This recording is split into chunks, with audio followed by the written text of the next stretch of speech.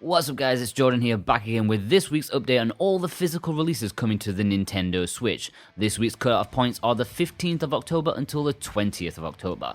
I know that's a bit shorter than a normal episode, but we're trying to get back on track to make sure there's no slippage between weeks, so it's a bit of a compromise here. So if you're asking where The Witcher 3 is, where Baldur's Gate is, and so on, they're in last week's episode. I know, my fault, we're still finding our feet, and hopefully this will correct the course to make sure that everything fits neatly into every given episode. As per usual, we're taking a tasty look at all the Western retail releases, all the potential imports, as well as those easy to miss low print games that pop up once in a while. It doesn't matter if they're good, bad, or just plain weird, it's our job to talk about them all.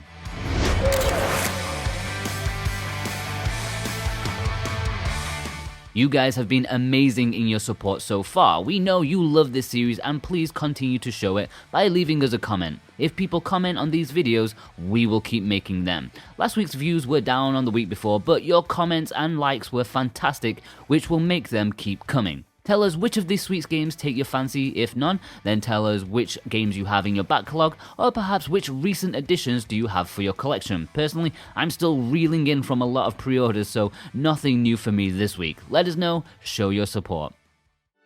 Just a little bit of tidying up from last week's episode regarding Doraemon Story of Seasons. I said that there were no pre-orders for this in the UK at the time, despite everyone saying that there would be a physical release in Europe. Well, you were right, because it turns out that Doraemon has been up for pre-order in many other European countries. France, Spain, Germany, and so on, and very limitedly in the UK.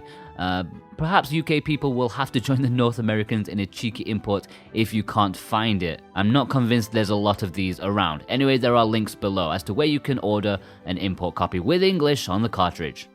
On the 18th of October, we're getting a bit of a movie tie-in with Ice Age Scrat's Nutty Adventure, a 3D platformer that's actually not looking too bad.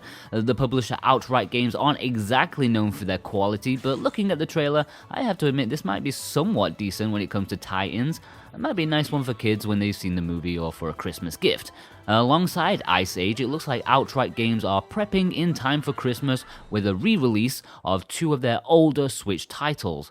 Hotel Transylvania 3, Monsters Overboard, and Paw Patrol on a Roll are getting repackaged with a Nintendo Switch travel case. Like I said, they are older games, but I thought I would give them a mention since I'm sure those who are crazy enough to go for 100% collections will want to take note. These are both releasing on the 25th of October in the UK. I'm not sure if they're releasing in the US. I reached out to Outright Games over email for clarification but received no reply. Although to be fair, it was a Friday, so they were probably out at the pub. Digimon Story Cyber Sleuth Complete Edition is a 2-in-1 package of two excellent RPGs with great stories set in the Digimon universe. You get Digimon Story Cyber Sleuth and its sequel, Hacker's Memory. I have to admit, I haven't had anything to do with Digimon since I was about 9 years old, playing Digimon World on the PlayStation and occasionally watching the cartoon when I couldn't find Pokemon to watch. But these look great. Originally released and starting out on the Vita and then the PS4, and then now finally on the Nintendo Switch. I couldn't be happier since I've had my eyes on the Vita versions for what seems like forever, but now they're on the Switch, I have no excuse. You'll be able to get your hands on this double pack on October the 17th. Ring Fit Adventure is one of those left field games that Nintendo just can't help themselves with. An RPG with fitness elements? What? Yeah, and not only that, you also have a Pilates ring controller to go with it. I have to admit, aside from a quick glance at the trailer, I honestly don't know a whole lot about what's going on with this, but it's definitely a unique take from Nintendo. You attack and do moves while actually doing fitness moves. That's insane and genius. Who is the target demographic for a fitness RPG? Well, I have no idea, but I really hope this does find its audience. It's been a while since Nintendo's offbeat products have taken off. Anyways, is this something you'll be looking at getting? Perhaps it could be a decent Christmas gift for a friend who you think is a bit too chunky, but you just don't want to say so. Anyways, Ring Fit Adventure is due for release on October the 18th. Raging Loop is a thrilling psychological horror visual novel based on famous Japanese mythology. Seems like the perfect game for Halloween, although it seems to bear quite a resemblance to Spirit Hunter, which we talked about last week. Visual novel horror battle. I have to admit this one has my attention slightly more though. It's releasing in Europe on the 18th of October, but North America you will have to wait until November 19th. I will give you a reminder in a month's time, I guess. And just a quick heads up to our viewers in Australia, Alliance Alive HD is actually releasing in that region on the 18th. It's already out in North America and Europe.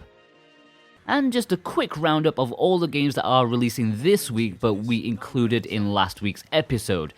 We have The Witcher 3, Baldur's Gate 1 and 2, Planescape Torment and Icewind Dale, Zombieland Double Tap Road Trip, Ninja Saviors in the US, and Overwatch, which is a code in a box. All of these are on the 15th. Busy day. If you want more info on these games, then head over to watch last week's episode after this one. And now hopefully we're back on track and can go week by week rather than by my own silly timescale. Before we get into today's low print games, just a reminder that if you're new here, hit that subscribe button for awesome weekly content like this, bargains as well as a healthy dollop of the latest Switch reviews. Plus, you'll be in with a chance of winning a Nintendo Switch Lite and a copy of The Legend of Zelda Link's Awakening once we hit 50,000 subscribers. It could be you, so spread the word, let's get us to that number as quick as possible. As is tradition, soon after releasing last week's episode, we found out another low print game was up for pre-order. Last Monday, PlayAsia announced that a physical release of Gigantic Army with just 1,500 copies was up for pre-order. Very low. It's an EU stamped game but has Japanese on the box. It's a bit of a weird one. The game itself is a retro style 2D action game with mechs. You can't go wrong with mechs. Looks like it could be alright. At the time of this video's production, there still appears to be some left, so if you want to add this to your collection, it may be a bit of an oddity. I'll pop some links below as to where you can order it and support the show at the same time. And that seems to be it for the low print games this week. Very quiet. I don't know why Limited Run didn't spread out last week's 2 games. Anyways, our wallets seem to be quite safe this week. And it's pretty much the same story for the imports, usually my favorite section. And by the way, if you want to support the show and buy your games at the same time, we have affiliate links for every game we talk about here. We have Amazon US, Amazon UK, and PlayAsia for those imports. So if you're going to buy the games anyway, consider helping us out too. Anyways, imports, or should I say import. Story of Seasons Friends of Middletown has already been announced for a Western release, but no date has been set as of yet. Still, it's releasing in Japan this week on the 17th of October. This is a remake of the Game Boy Advance classic Harvest Moon Friends of Middletown. Remember, they kind of lost the rights to the Harvest Moon name.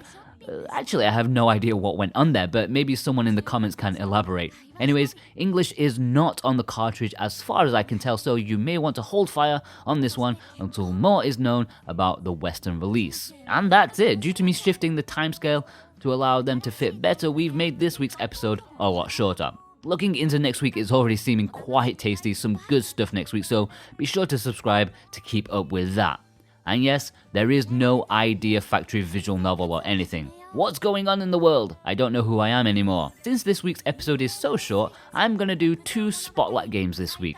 A section where I pick 2 random games from my collection to show off and tell you a little bit about. Doesn't matter if they're good, bad, rare, or common as muck, it's like a lottery. Firstly, since it's Halloween this month, I'm gonna choose another horror game following on from last week's episode. This week is Onimusha. Yeah, horror game is a little bit of a stretch with this one, but those are literally the only 2 horror games that I own. I must be a bit of a scaredy cat. Anyways, this is a PlayStation 2 classic brought up to HD. It has a new control method, new music, and slightly spruced up visuals. It's a short game, only a handful of hours, but for me, it's a samurai classic, old school. The physical release was only released in Japan, sadly, and they got 3 different releases. The standard one, which is what poor old Jordan got, it has a reversible cover. Then there's a slightly more expensive Genma Seal Edition, which has a scroll picture and a soundtrack. And then there's the Capcom version, which has some illustrations and a bracelet, and instantly sold out in like a second. The former 2 are still readily available though if you want to import this one yourself like me, and there are a couple of links below as to where you can find them. And now let's take a look at another game that's more of a horror show than a horror game. Ark Survival Evolved took me by surprise at just how brilliant and awful it is at the same time. Like, the port of this game is atrocious. It's one of the worst looking games made for the Switch. Full stop. I mean, I had to get my eyes checked out after reviewing this game for the channel. I thought I had cataracts or something. But it really is the biggest pile of something you could ever hope to see. And it's weird because I really enjoyed the game itself. It's a fantastic concept. I don't know if it's seen any patches since release, but I highly recommend you check out my review of Ark Survival Evolved just to see for yourself how bad it looks. And there we have it, guys, all the physical releases coming this week. Let us know which ones you're picking up. Be sure to check last week's episode for a slightly expanded version of this week's episode due to the change in time frame that we've done. I highly recommend you check out the playlist that we've put together. A nice binge watch of physical goodness. And also check out James's Bargains video that was released on Sunday. Save yourself some cash. Well, we'll see you guys over there. Take care.